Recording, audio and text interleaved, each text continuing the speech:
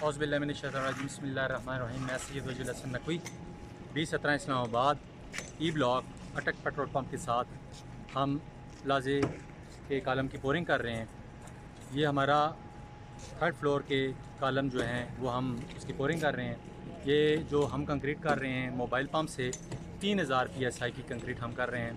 इसमें हमारे टोटल जो कालम हैं वो 12 कालम हैं और इसमें जो हमारी कंक्रीट यूज़ हो रही है वो 20 मीटर हमारी कंक्रीट यूज़ हो रही है। आप जैसे पीछे देख सकते हैं प्रॉपर कंक्रीट की जो केमिकल है SP 470 वो हमने इसमें डलवाया है और जो वाइब्रेटर वो प्रॉपर हम यूज़ कर रहे हैं।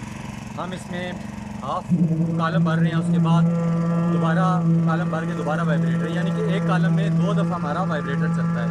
किसी भी भाई ने हमसे काम करवाना हो, हमारा सेल नंबर है 0312 786 110 5।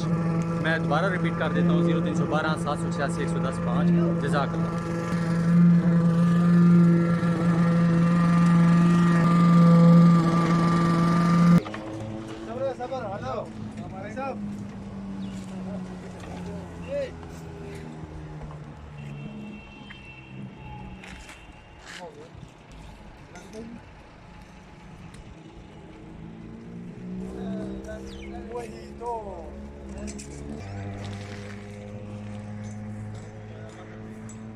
बता देते हैं।